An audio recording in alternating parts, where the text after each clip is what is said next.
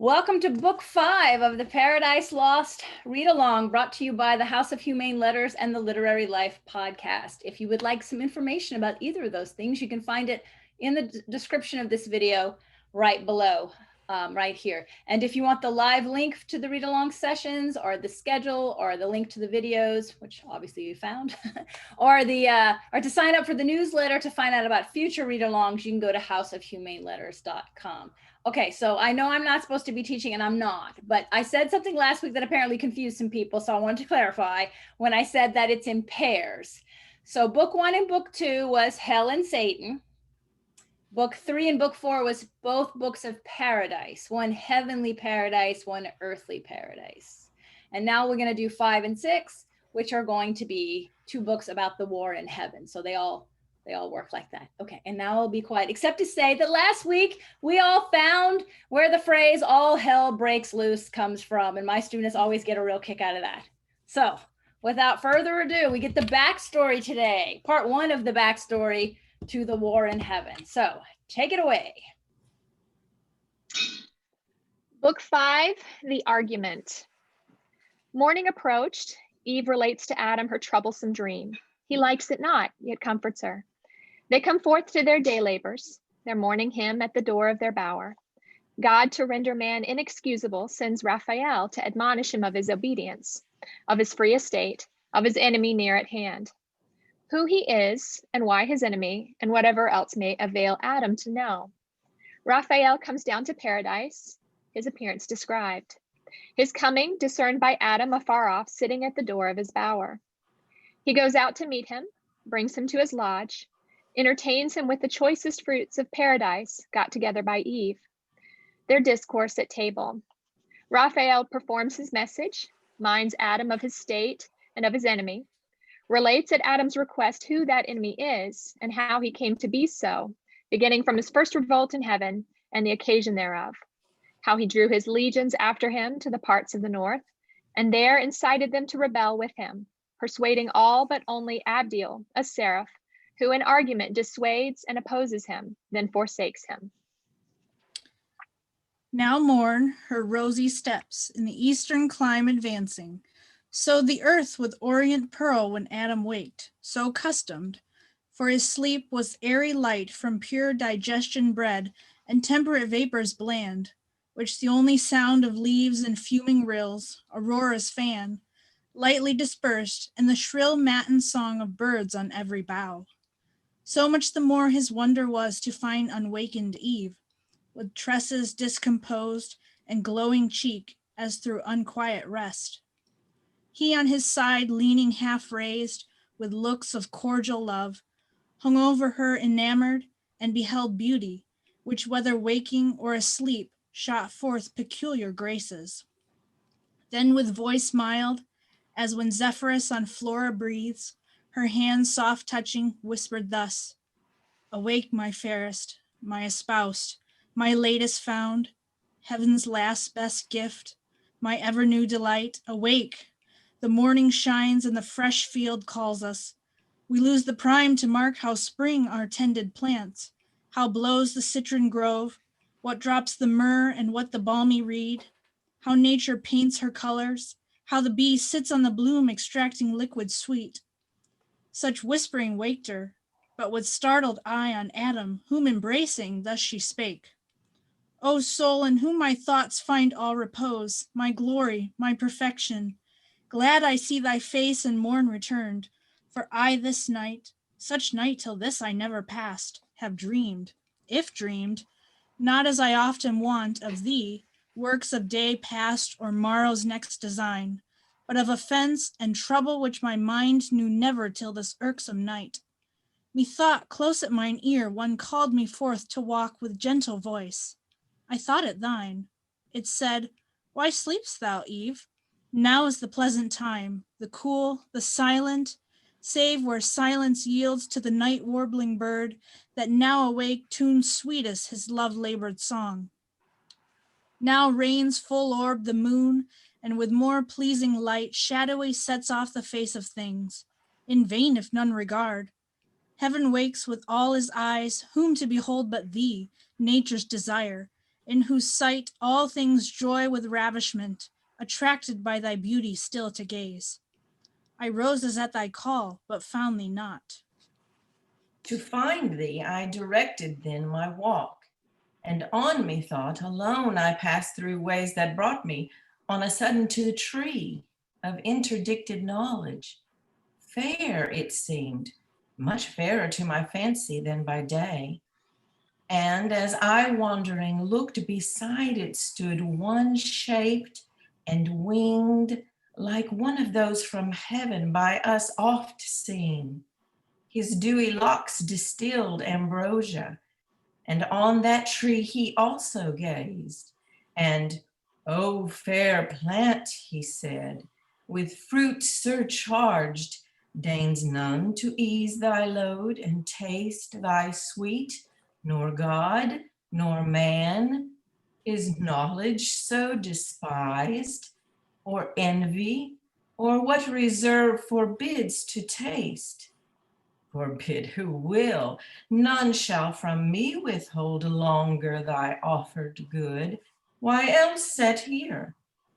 This said, he paused not, but with venturous arm he plucked, he tasted. Me damp horror chilled at such bold words, vouched with a deed so bold. But he thus overjoyed, "O fruit divine, sweet of thyself, but much more sweet thus cropped. Forbidden here it seems as only fit for gods, yet able to make gods of men. And why not gods of men? Since good, the more communicated, more abundant grows, the author not impaired, but honored more. Here, happy creature, fair angelic Eve, partake thou also. Happy though thou art, happier thou mayest be. Worthier canst not be. Taste this, and be henceforth among the gods, thyself a goddess, not to earth confined, but sometimes in the air, as we sometimes ascend to heaven by merit thine, and see what life the gods live there, and such live thou." So saying, he drew nigh and held to me, even to my mouth, of that same fruit, held part which he had plucked. The pleasant savory smell so quickened my appetite that I, methought, could not but taste. Forthwith, up to the clouds, with him I flew, and underneath beheld the earth outstretched immense, a prospect wide and various. Wondering at my flight, and changed to this high exaltation, suddenly my guide was gone, and I, methought, sunk down and fell asleep. But oh, how glad I wake to find this but a dream. Thus Eve her night related, and thus Adam answered, sad, "Best image of myself, and dearer half, the trouble of thy thoughts this night in sleep affects me equally, nor can I like this uncouth dream. Of evil sprung I fear, yet evil whence? In thee can harbor none, created pure. But know that in the soul are many lesser faculties that serve reason as chief. Among these, fancy next her office holds. Of all external things which the five watchful senses represent, she forms imaginations, airy shapes, which reason, joining or disjoining, frames all that we can affirm or what deny, and call our knowledge or opinion, then retires into her private cell when nature rests. Oft in her absence, mimic fancy wakes to imitate her, but misjoining shapes, wild work produces oft, and most in dreams, ill-matching words and deeds long past or late. Some such resemblances methinks I find of our last evening's talk, in this thy dream, but with addition strange. Yet be not sad. Evil into the mind of God or man may come and go, so unapproved, and leave no spot or blame behind, which gives me hope that what in sleep thou dost abhor to dream, waking thou wilt never consent to do. Be not disheartened then, nor cloud those looks that want to be more cheerful and serene than when fair morning first smiles on the world. And let us to our fresh employments rise among the groves, the fountains, and the flowers that open now their choicest bosomed smells reserved from night and kept for thee in store. So cheered he his fair spouse, and she was cheered, but silently a gentle tear let fall from either eye and wiped them with her hair. Two other precious drops that ready stood, each in their crystal sluice, he, ere they fell, kissed as the gracious signs of sweet remorse and pious awe that feared to have offended. So all was cleared, and to the field they haste. But first, from under shady arborous roof, soon as they forth were come to open sight of dayspring and the sun, who scarce uprisen, with wheels yet hovering o'er the ocean brim, shot parallel to the earth his dewy ray, discovering in wide landscape all the east of paradise and Eden's happy plains. Lowly they bowed adoring and began. Their orisons, each morning duly paid in various style, for neither various style nor holy rapture wanted they to praise their Maker, in fit strains pronounced or sung unmeditated. Such prompt eloquence flowed from their lips in prose or numerous verse, more tunable than needed lute or harp, to add more sweetness, and they thus began. These are thy glorious works, parent of good, almighty thine this universal frame, thus wondrous fair, thyself how wondrous then, unspeakable who sittest above these heavens, to us invisible or dimly seen. In these thy lowest works, yet these declare thy goodness beyond thought and power divine. Speak ye, who best can tell, ye sons of light, angels, for ye behold him, and with songs and choral symphonies, day without night, circle his throne rejoicing. Ye in heaven, on earth, join all ye creatures to extol him first, him last, him midst and without end. Fairest of stars, last in the train of night, if better thou belong not to the dawn, sure pledge of day that crownest the smiling morn. With thy bright circlet praise him in thy sphere, while day arises, that sweet hour of prime. Thou sun of this great world, both eye and soul acknowledge in thy greater, sound his praise in thy eternal course, both when thou climbest and when high noon hast gained, and when thou fallest moon, that now meetest the orient sun, now flits with the fixed stars, fixed in their orb that flies, and ye five other wandering fires that move in mystic dance, not without song. Resound his praise, who out of darkness called up light. Air, and ye elements, the eldest birth of nature's womb, that in quatrine run, perpetual circle multiform, and mix and nourish all things, let your ceaseless change vary to our great Maker, still new praise. Ye mists and exaltations that now rise from hill or steaming lake, dusky or gray, till the sun paints your fleecy skirts with gold.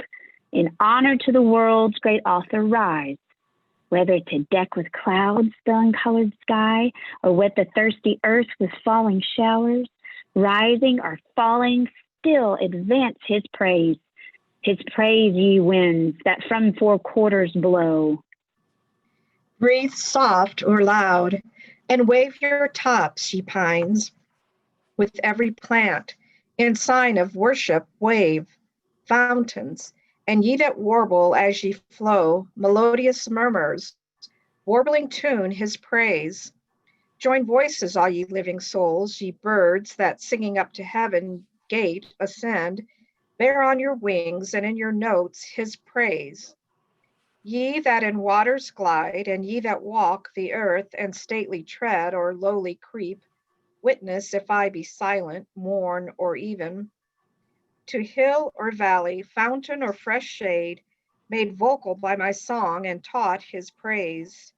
Hail, universal Lord, be bounteous still to give us only good. And if the night have gathered aught of evil or concealed, disperse it as now light dispels the dark. So prayed they innocent, and to their thoughts firm peace recovered soon and wanted calm. Unto their morning's rural work they haste, among sweet dews and flowers, where any row of fruit trees over woody reached too far, their pampered boughs and needed hands to check fruitless embraces. Or they led the vine to wed her elm. She spoused about him twines her marriageable arms, and with her brings her dower, the adopted clusters, to adorn his barren leaves. Them thus employed beheld with pity heaven's high king, and to him called Raphael, the sociable spirit that deigned to travel with Tobias and secured his marriage with the 7 times wedded maid.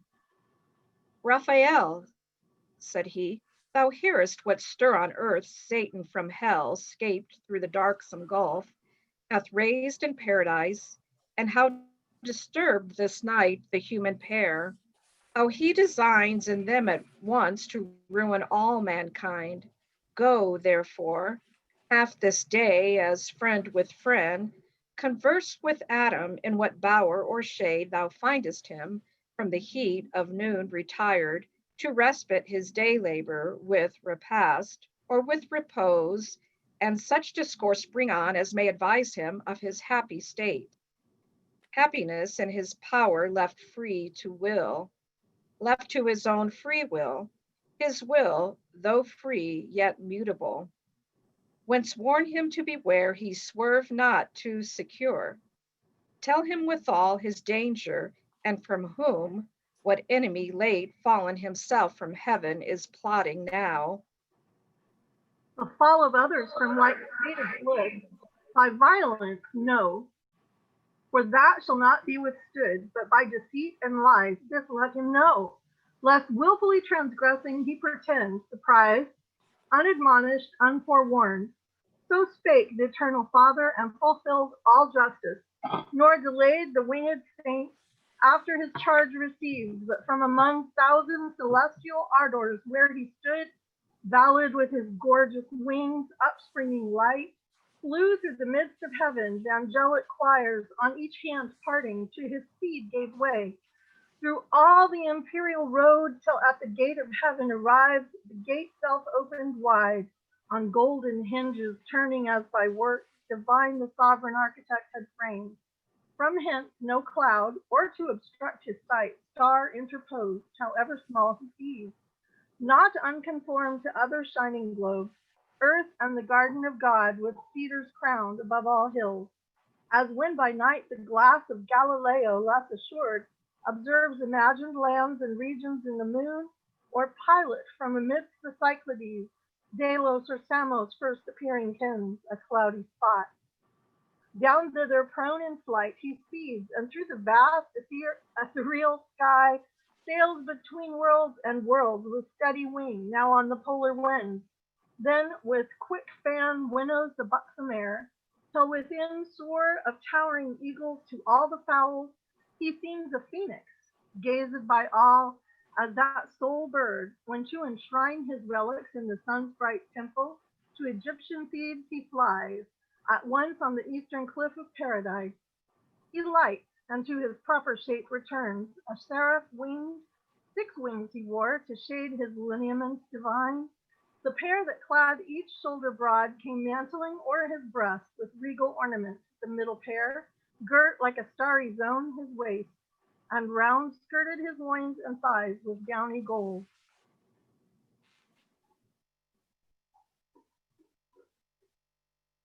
And colors dipped in heaven, the third his feet, shadowed from either heel with feathered mail, sky tinctured green.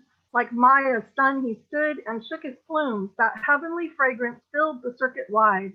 Straight knew him all the bands of angels under watch, and to his state, and to his message high and honor rise.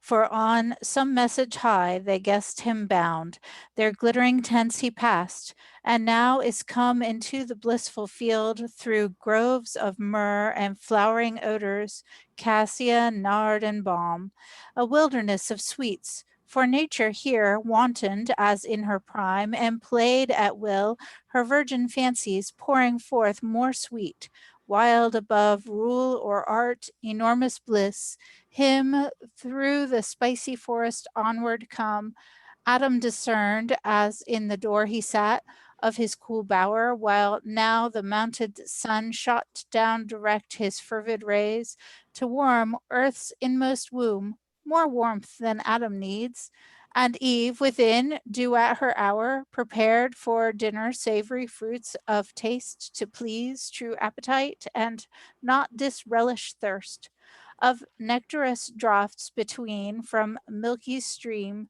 berry or grape, to whom thus Adam called, Haste hither, Eve, and worth thy sight behold. Eastward among those trees, what glorious shape comes this way moving? Seems another morn rise on mid-noon. Some great behest from heaven to us perhaps he brings, and will vouchsafe this day to be our guest. But go with speed, and what thy stores contain bring forth, and pour abundance fit to honor and receive our heavenly stranger. Well, we may afford our givers their own gifts, and large bestow from large bestowed, where nature multiplies her fertile growth, and by disturbing grows more fruitful, which instructs us not to spare. To whom thus Eve, Adam, earth's hallowed mold of God inspired, small store will serve where store, all seasons ripe for use hangs on the stalk, save what, by frugal storing, firmness gains to nourish and superfluous moist consumes. But I will haste, and from each bough and brake, each plant and juiciest gourd, will pluck such choice to entertain our angel guest as he, beholding, shall confess that here on earth God hath dispensed his bounties as in heaven.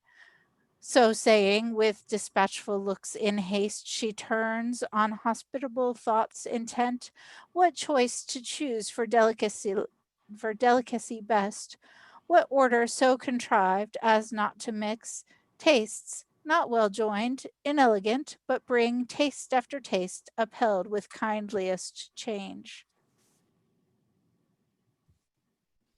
Stirs her then, and from each tender stalk, whatever earth, all-bearing mother, yields in India east or west, or middle shore in Pontus or the Punic coast, or where Alcinous reigned, fruit of all kinds, in coat rough, or smooth rind, or bearded husk, or shell, she gathers, tribute large, and on the board heaps with unsparing hand.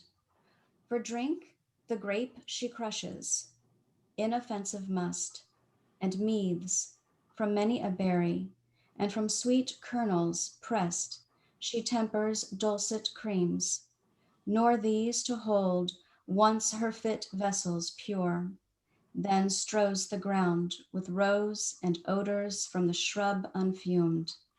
Meanwhile, our primitive great sire, to meet his godlike guest, walks forth, without more train accompanied than with his own complete perfections. In himself was all his state, more solemn than the tedious pomp that waits on princes, when their rich retinue long of horses led, and grooms besmeared with gold dazzles the crowd, and sets them all agape. Near his presence, Adam, though not awed, yet with submiss approach and reverence meek, as to a superior nature bowing low, thus said, Native of heaven, for other place none can than heaven such glorious shape contain, since by descending from the thrones above, those happy places thou hast deigned a while to want, and honor these, vouchsafe with us two only, who yet by sovereign gift possess this spacious ground, in yonder shady bower to rest, and what the garden choicest bears to sit and taste, till this meridian heat be over, and the sun more cool decline. Whom thus the angelic virtue answered mild, Adam, I therefore came, nor art thou such created, or such place hast here to dwell, as may not oft invite those spirits of heaven to visit thee. Lead on then where thy bower o'ershades, for these mid-hours till evening rise I have at will. So to the sylvan lodge they came, that like Pomona's arbor smiled, with flowerets decked and fragrant smells. But Eve, undecked, save with herself, more lovely fair than wood nymphs, or the fairest goddess feigned, of three that in Mount Ida naked strove, stood to entertain her guest from heaven. No veil she needed, virtue proof, no thought infirm. Altered her cheek, on whom the angel hail bestowed, the holy salutation used, long after to blessed Mary, second Eve. Hail, mother of mankind, whose fruitful womb shall fill the world more numerous with thy sons, than with these various fruits the trees of God have heaped this table. Raised of grassy turf their table was, and mossy seats had round, and on her ample square from side to side, all autumn piled through spring and autumn here, danced hand in hand. A wild discourse they hold, no fear lest dinner cool, then thus began our author. Heavenly stranger, pleased to taste these bounties which are nourisher, from whom all perfect good unmeasured out descends, to us for food and for delight hath caused the earth to yield. Unsavory food perhaps to spiritual natures. Only this I know, that one celestial Father gives to all. To whom the angel, therefore, what he gives, whose praise be ever sung, to man in part spiritual, may of purest spirits be found. No ungrateful food, and food alike those pure, intelligential substance require, as doth your rational, and both contain within them every lower faculty of sense, whereby they hear, see, smell, touch, taste, tasting concoct, digest, assimilate, and corporeal to incorporeal turn. For now, whatever was created needs to be sustained and fed.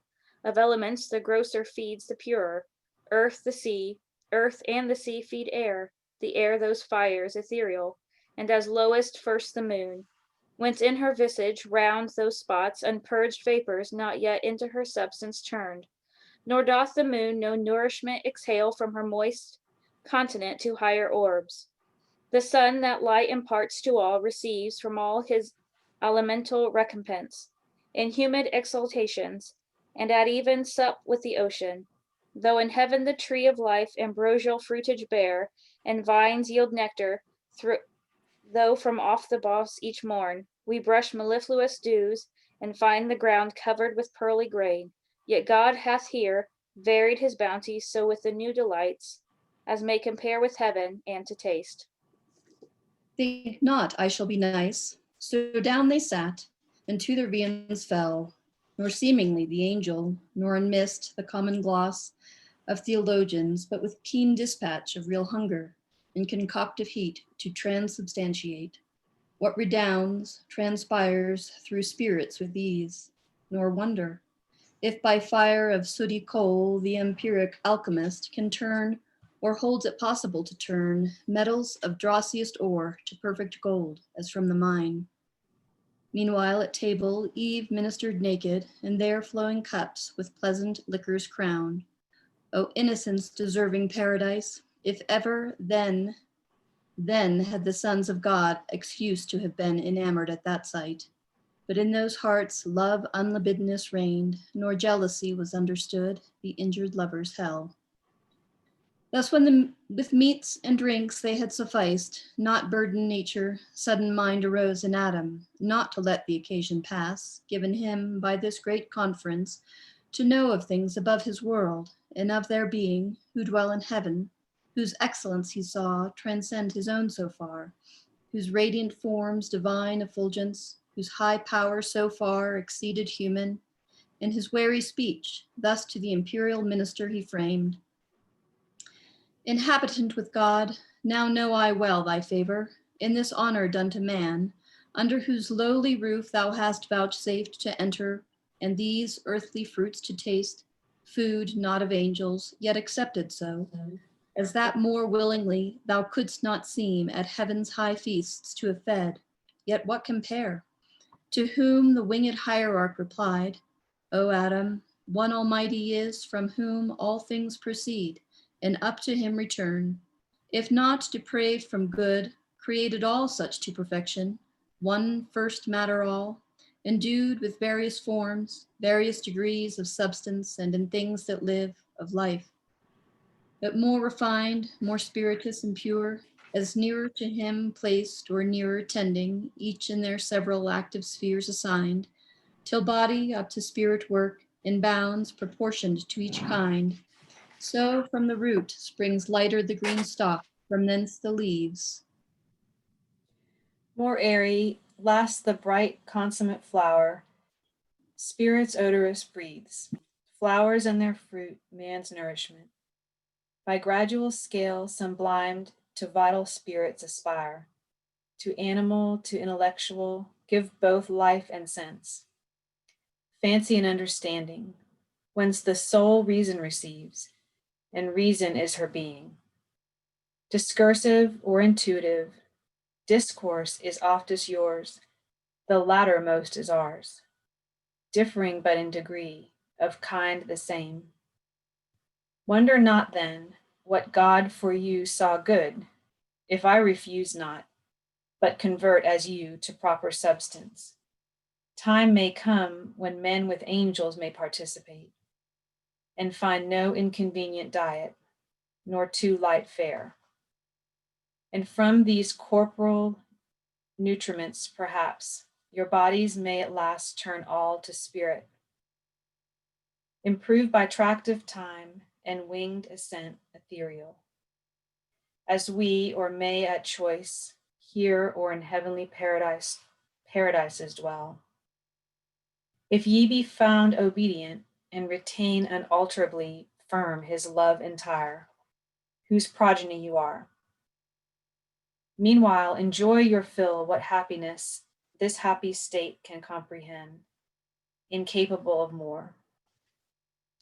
To whom the patriarch of mankind replied, O favorable spirit, propitious guest, well hast thou taught the way that might direct our knowledge, and the scale of nature set from center to circumference, whereon in contemplation of created things, by steps we may ascend to God. But say, what meant that caution joined, if ye be found obedient? Can we want obedience then to him, or possibly his love desert, who formed us from the dust and placed us here, full to the utmost measure of what bliss human desires can seek or apprehend? To whom the angel, Son of heaven and earth, attend. That thou art happy, O to God, that thou continuest such, O to thyself, that is, to thy obedience, therein stand.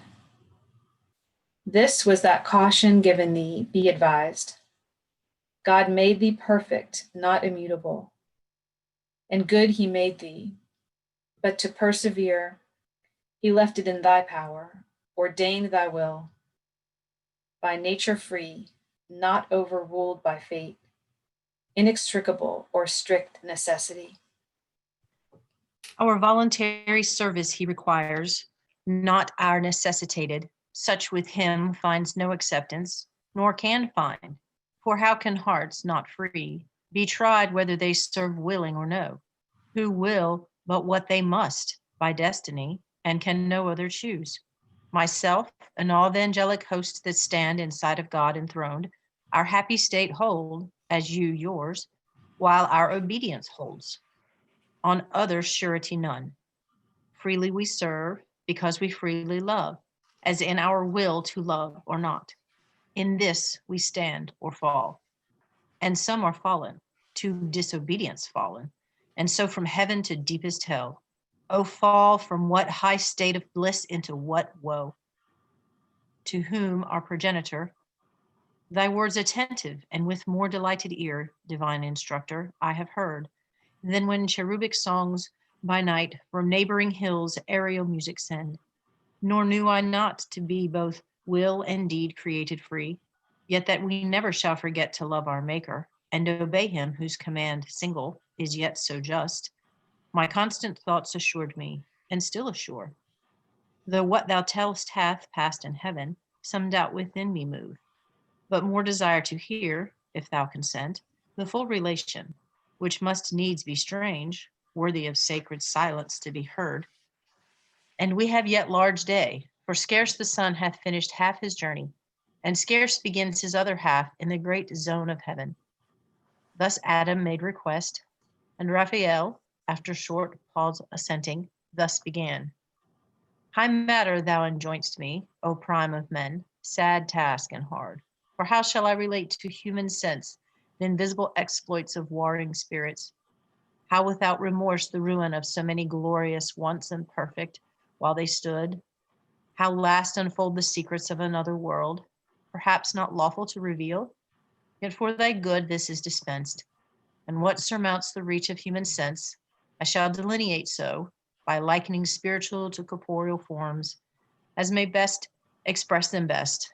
Though what if earth be but the shadow of heaven, and things therein, each to other like, more than on earth is thought? As yet this world was not, and chaos wild reigned where these heavens now roll, where earth now rests upon her center poised. When on a day, for time, though in eternity applied to motion, measures all things durable by present, past, and future, on such day as heaven's great ear brings forth the inferior host of angels by imperial summons called, innumerable before the Almighty's throne, forthwith from all the ends of heaven appeared under their hierarchs in orders bright, 10,000 in signs high advance, standards and gosselins twixt vane and rear stream in the air, and for distinction serve of hierarchies, of orders and degrees, for in their glittering tissues bear emblazed holy memorials, acts of zeal and love, recorded imminent. Thus when in orbs of circuits inexpressible they stood, orb within orb, the Father infinite, by whom in bliss in bosom sat the Son, amidst as from a flaming mount, whose top brightness had made invisible, thus spake. Hear, all ye angels, progeny of light, thrones, dominations, princedoms, virtues, powers, hear my decree, which unrevoked shall stand. This day I have begot whom I declare, my only Son, and on this holy hill him have anointed, whom ye now behold at my right hand. Your head I him appoint, and by myself have sworn to him shall bow all knees in heaven, and shall confess him Lord. Under his great vice-regent a reign abide, united as one individual soul, forever happy.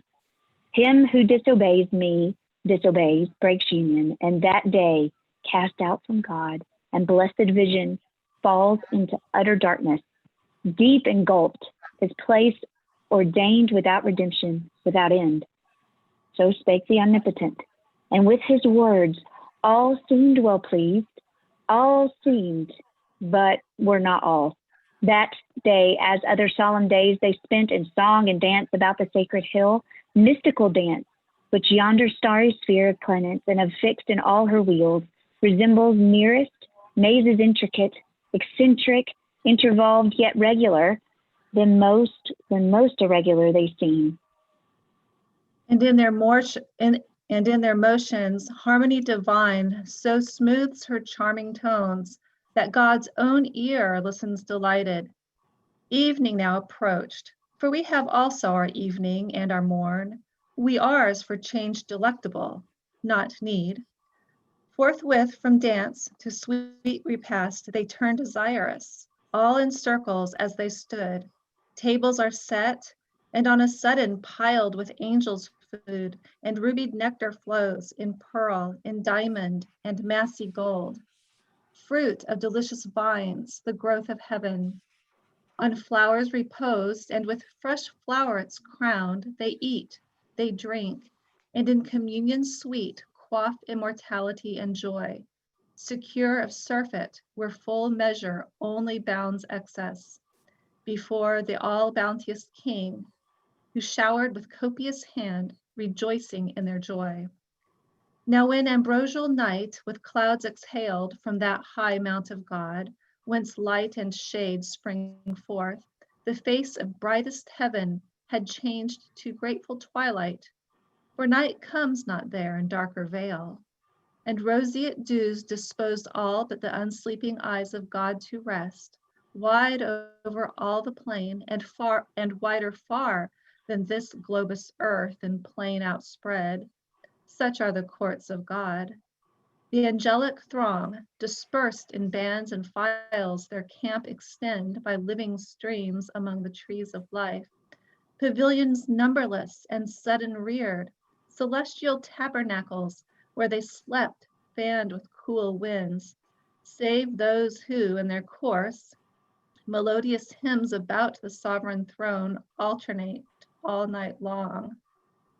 But not so waked Satan, so call him now.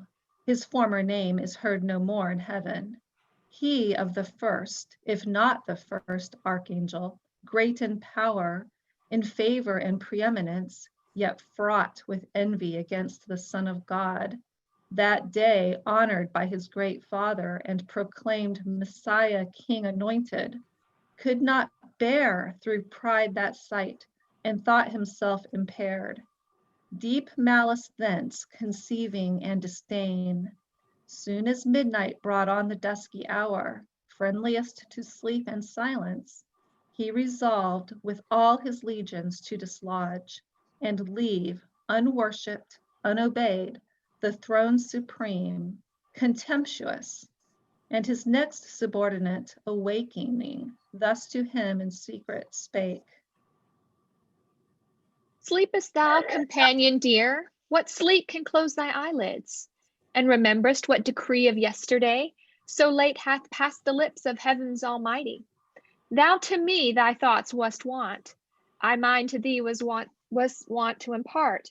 Both waking we were one. How then can now thy sleep dissent? New laws thou seest imposed, new laws from him who reigns. New minds may raise in us who serve, new counsels, to debate what doubtful may ensue, more in this place to utter is not safe. Assemble thou of all those myriads which we lead the chief.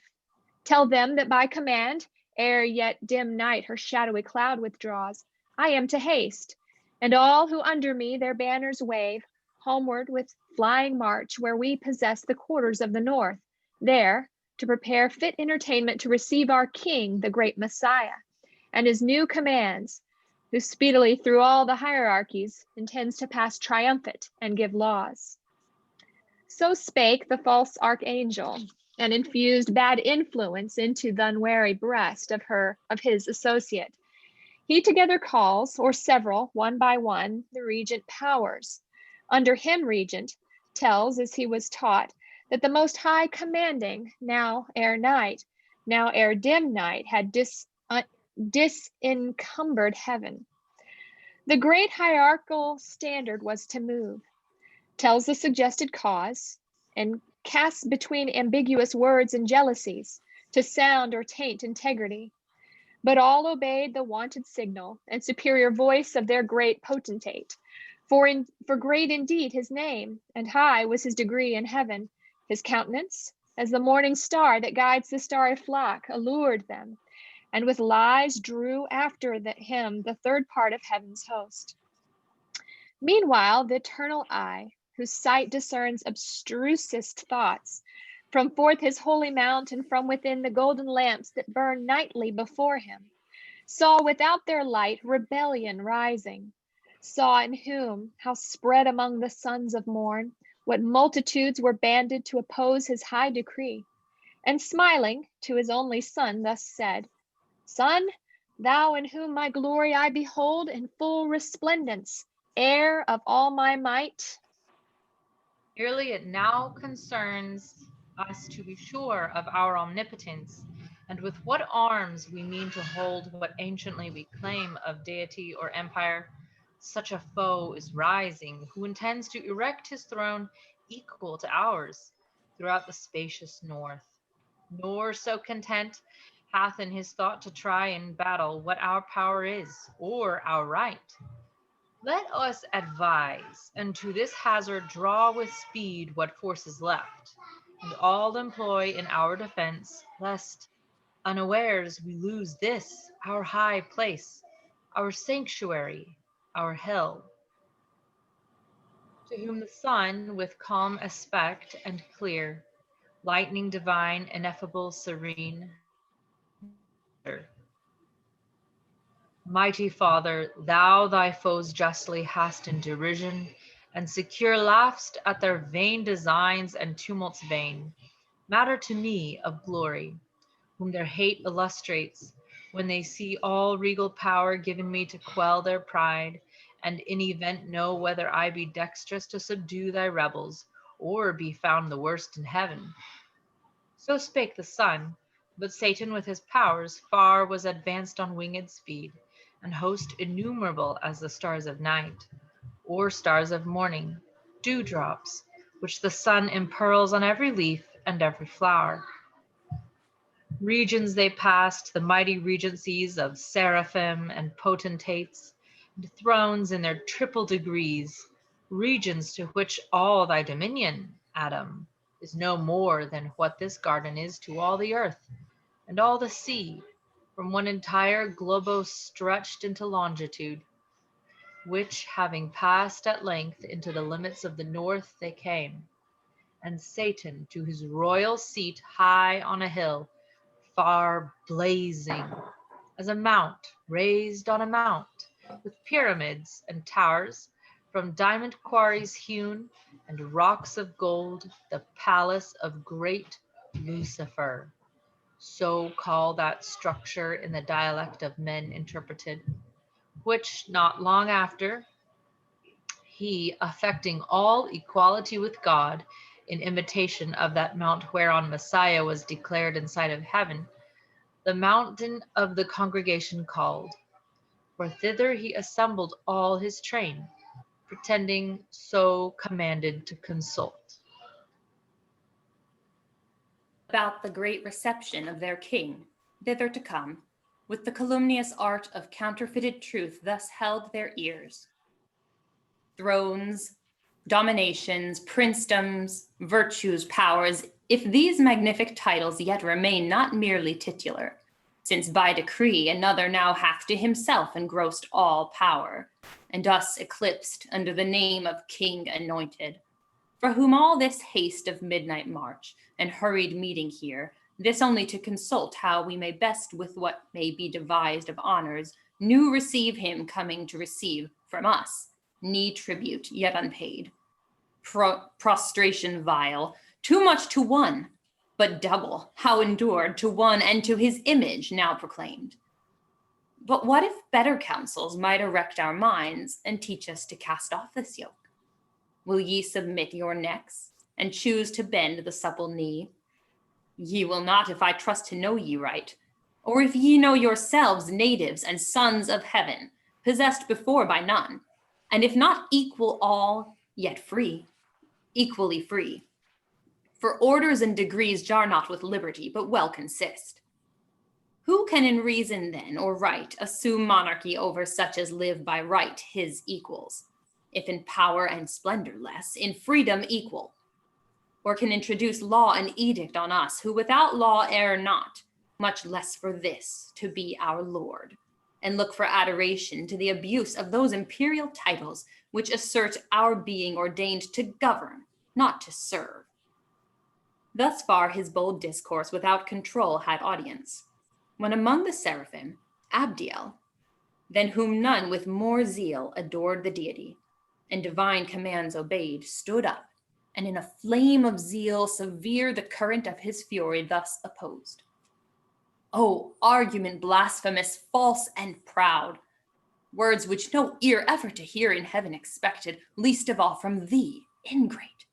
In place thyself so high above thy peers, canst thou with impious obloquy condemn the just decree of God, pronounced and sworn that to his only Son by right endued with regal scepter every soul in heaven shall bend the knee, and in that honor do confess him rightful king? Unjust, thou sayest, flatly unjust, to bind with laws the free, and equal over equals to let reign, one over all with unsucceeding power. Shalt thou give law to God? Shalt thou dispute with him the points of liberty? Who made thee what thou art, and formed the powers of heaven such as he pleased, and circumscribed their being? Yet by experience taught we know how good, and of our good and of our dignity, how provident he is, how far from thought to make us less, bent rather to exalt our happy state under one head more near united.